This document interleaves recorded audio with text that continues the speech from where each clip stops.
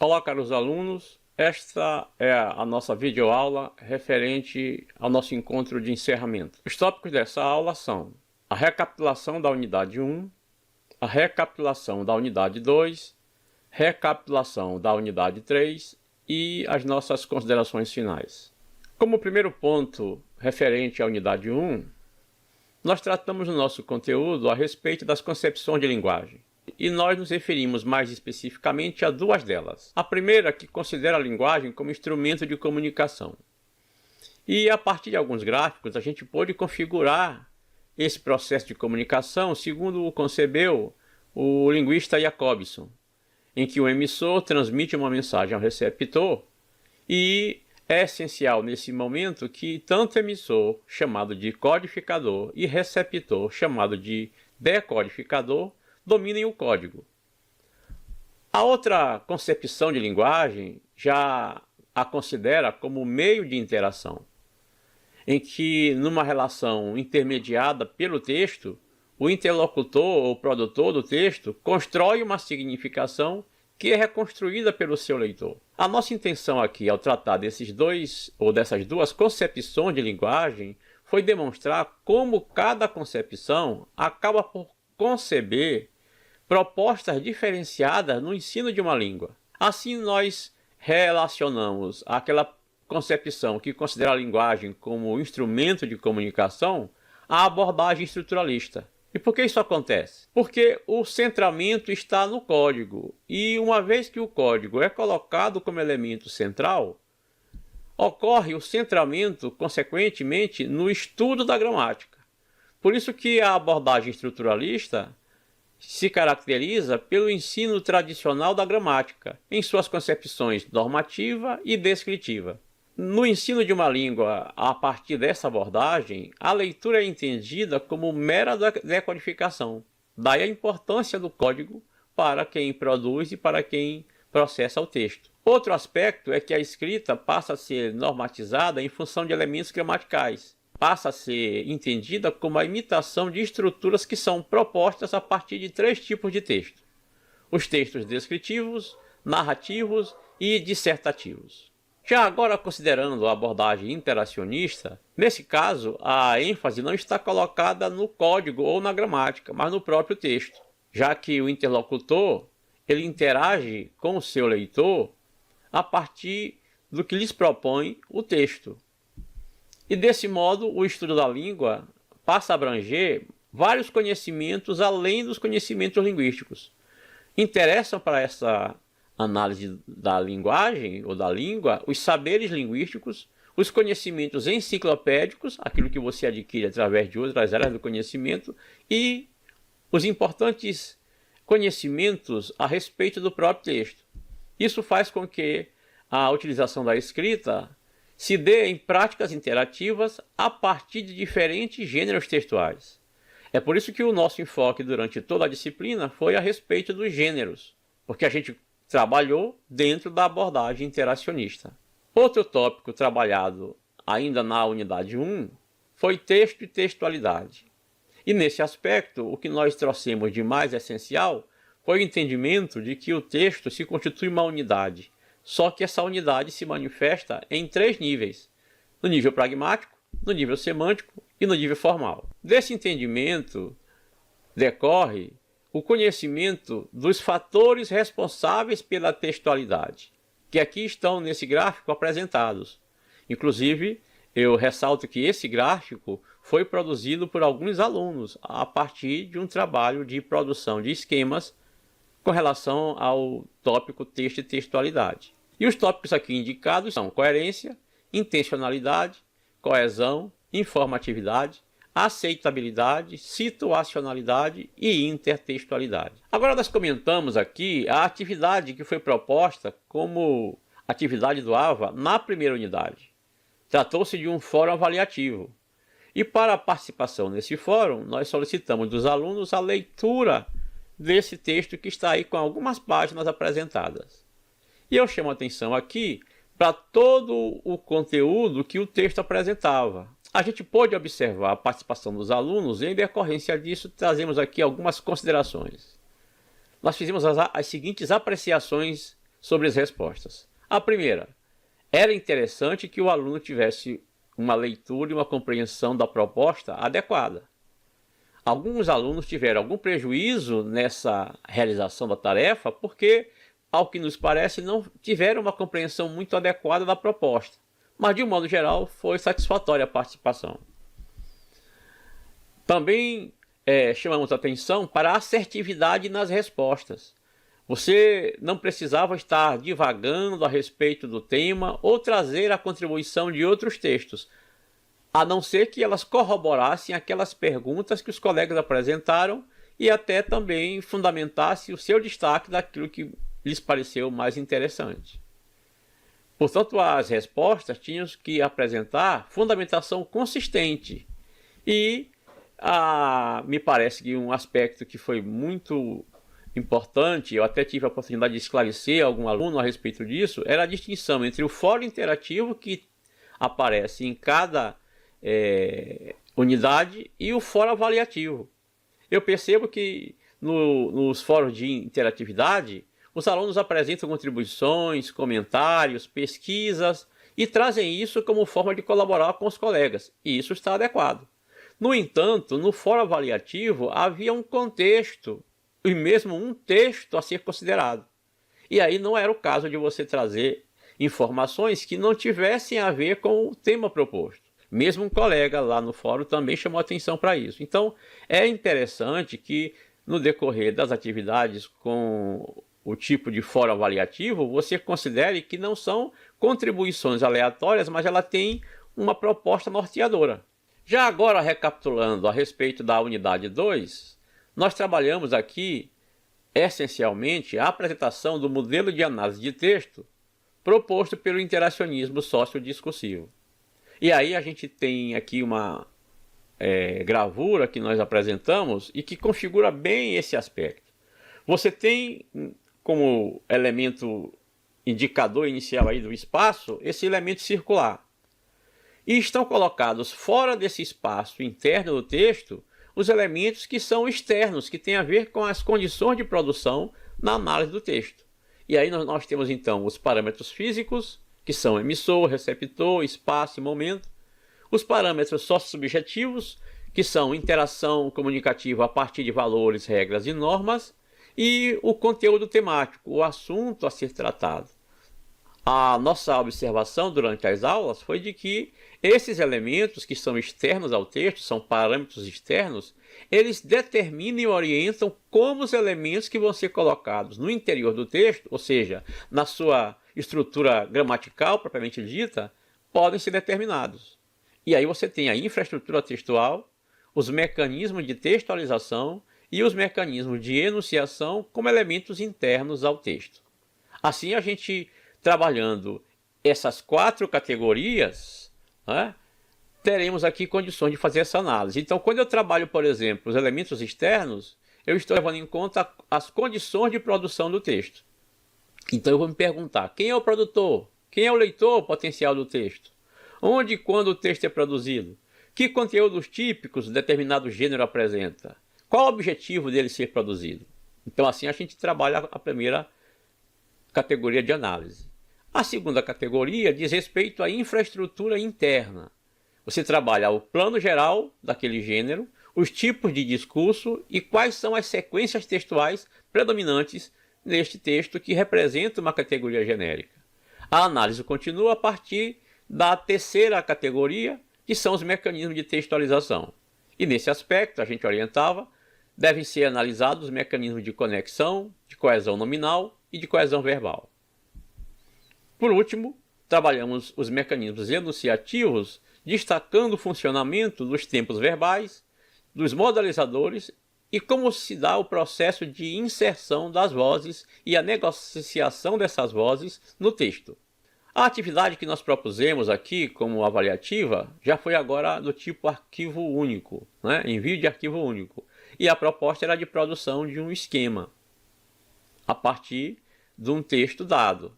Há um texto fonte que foi apresentado, um texto que apresentou 3 páginas, e a gente fez questão de dar já um direcionamento na leitura desse texto, deixando alguns elementos em negrito.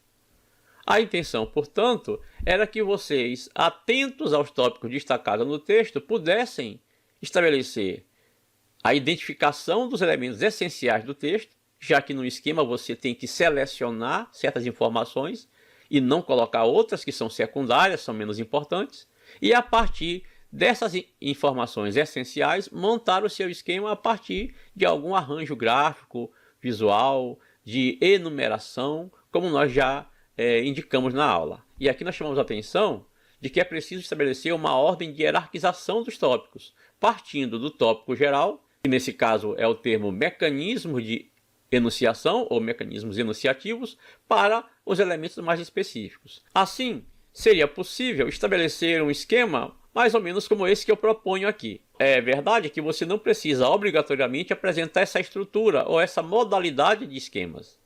Pode ser que você tenha feito apenas uma enumeração de tópicos preenchidos com mais textos. E aqui o que a gente observa é que, como apreciações em relação às respostas apresentadas, era necessário novamente aqui fazer uma leitura e uma compreensão adequada da proposta. Por exemplo, se estava proposto que você elaborasse um esquema, não teria nexo você apresentar o conteúdo do texto-fonte a partir de um outro gênero. Portanto, para efetivar a atividade, você teria que fazer um esquema. Importante um aspecto que é a fidelidade ao texto-fonte. Você não deveria ter incluído dados que não foram apresentados no texto-fonte. E o nível de informatividade, ou seja, o nível de apresentação ou não das informações essenciais do texto. Nisso pode ter havido alguma variedade ou alguma variação no nível da nota. E, nesse caso, uma atitude pouco recomendada seria não abordar o conteúdo do texto-fonte no esquema proposto. Passemos agora à recapitulação da unidade 3, cujo tópico essencial foram os gêneros acadêmicos de retextualização. A partir de um texto com determinado número de páginas, por um processo de retextualização, você chega a um outro gênero textual. No caso aqui, se supõe que será um esquema.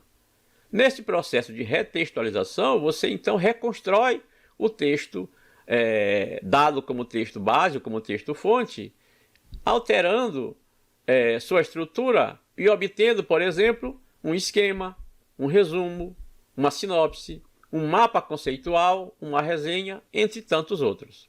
E aqui a gente utiliza novamente um gráfico para demonstrar como o esquema pode ser obtido. Eu tenho aqui um texto-fonte que a gente realizou numa atividade com outras turmas e eu acabei considerando isso adequado para a gente apresentar. Você tem um texto-fonte que tem como título A Identidade Surda. E a partir da observação, ou a partir de um processo de retextualização, a gente obtém um esquema. O que é importante observar aqui é como se deu a hierarquização dos elementos essenciais do texto. Na leitura do texto que nós realizamos, a gente identificou que o texto estava dividido em 3 segmentos. Um segmento que trazia a definição inicial do que era identidade surda, um segundo segmento que acrescentava propriedades e características da identidade surda e um terceiro segmento que apresentava os tipos de identidade surda. Obedecendo a essa hierarquia apresentada no próprio texto, nós trouxemos esse ordenamento para o esquema e assim obtivemos esse esquema. Outro gênero que nós trabalhamos foi o resumo. E no material que nós propusemos, você identificou ali, indicados pela BNT, 3 tipos de resumo. O resumo crítico, que também é chamado de resenha, o resumo indicativo e o resumo informativo. Fizemos lá no nosso material, no fascículo, nas aulas, nas videoaulas, essa orientação a respeito da caracterização de cada um desses tipos de resumos. O Oliveira, num trabalho publicado em 2017, ele chama atenção para essa colônia de resumos que ele apresenta. Então você tem aí, nesse segundo quadro, uma série de resumos que são distintos a partir da caracterização do objeto resumido, ou do documento resumido. resumo de filme, resumo de novela, resumo de livro, resumo de simpósio e assim por diante. Isso para dar conta de que há uma multicaracterização do resumo. Então, quando alguém lhes propõe, produza um resumo, é interessante saber resumo de quê? De que tipo de documento-fonte o resumo será produzido. E a respeito de um desses resumos, o segundo, cujo título é A Cultura da Paz, produzido pela Ana Raquel Machado, nós propusemos no nosso fascículo uma atividade de análise da sua estrutura sociodiscursiva. E nós trazemos aqui o texto que foi proposto lá na atividade do fascículo para novamente trazermos aqui essa observação. O texto estava colocado ali para sua análise, né? E a partir de uma tabela que nós propusemos, e aqui nós trazemos algumas respostas. Então, por exemplo, com relação às condições de produção, quem é o autor do texto? Nós identificamos que o autor do texto é Leonardo Boff, teólogo, professor, escritor. Quem é o autor do resumo? É Ana Raquel Machado, supostamente uma professora, autora de livros. A que leitor o resumo supostamente destina? A um leitor interessado pelo tema abordado. Em que lugar o resumo indicativo supostamente deve circular? Em catálogos, sites, redes sociais, atividades acadêmicas, como essa que eu lhes apresento aqui. Infraestrutura geral do texto. Aqui nós analisamos os tipos de discurso. E aqui um aspecto que a gente destaca é que o discurso predominante é o discurso teórico. E aí justifica, e esse material inclusive está disponível para vocês como material complementar. Vocês podem fazer uma leitura lá mais ajustada desse material. E aí nós seguimos trabalhando as modalidades discursivas, depois a terceira categoria, que são os mecanismos de textualização, em que trabalhamos aqui a conexão, a coesão nominal e a coesão verbal. E finalmente trabalhamos aqui os mecanismos enunciativos, chamando a atenção para a presença de dois tipos de vozes, a voz do autor enunciador do resumo e a voz do autor do texto-fonte, a voz social que aparece citada ou suposta no resumo. A pergunta que nós trouxemos aqui também de modo interessante foi: que termos a autora do resumo utiliza para introduzir a voz do autor do texto-fonte? Ela utiliza o que nós chamamos de verbos do dizer. Leonardo Boff inicia, Boff considera, ele apresenta, segundo o autor. Então a citação do próprio nome do autor, ou de pronomes que o retomem, ou até das expressões segundo o autor, segundo o texto, a gente vai remarcando no texto a presença dessa voz do autor do texto original. Depois nós trabalhamos aqui os tempos verbais, destacando que ocorre predominantemente o presente do indicativo e o futuro do pretérito. Indicamos aqui algumas passagens como exemplo. E por último, trabalhamos a ocorrência de certos modalizadores. Então assim a gente apresenta, e repito, esse material está disponível como material complementar da terceira unidade, e você pode ir lá analisar como é que essa análise sociodiscursiva foi desenvolvida. Retomando a recapitulação da terceira unidade, nós comentamos agora a atividade avaliativa 3, que foi também uma proposta de envio de arquivo único. Nesse caso agora, a produção textual de um resumo. E novamente, nós trazemos aqui o texto que foi apresentado como proposta e as apreciações das respostas apresentadas por vocês. Novamente, a necessidade de uma leitura e compreensão da proposta. É essencial que nas atividades sempre fosse feita uma leitura de modo a você compreender exatamente o que se pede. A efetivação do gênero solicitado, você deveria ter produzido um resumo, no caso um resumo indicativo ou descritivo. A fidelidade ao texto-fonte, ou seja, não incluir dados não apresentados no resumo indicativo. O nível de informatividade, apresentação ou não de informações essenciais. Isso varia no nível de informatividade e de algum modo comprometeria a nota. Não abordar o conteúdo do resumo indicativo, ou seja, foi colocado um texto-fonte e você não abordou o conteúdo ali apresentado. Bom, caros alunos, fazemos aqui a nossa finalização da aula com as considerações finais. Eu considero que o curso foi desenvolvido de modo bastante proveitoso pela participação dos alunos, pela interlocução que foi possível realizar, e também reconheço que a abordagem que nós trouxemos para o estudo de língua portuguesa, ela distinguiu talvez daquilo que fosse a expectativa de vocês ou de que costuma ser um curso de língua portuguesa. A partir do momento em que nós optamos por uma abordagem interacionista, o nosso foco mudou da gramática para a questão do texto, e especificamente para as questões relativas ao gênero textual.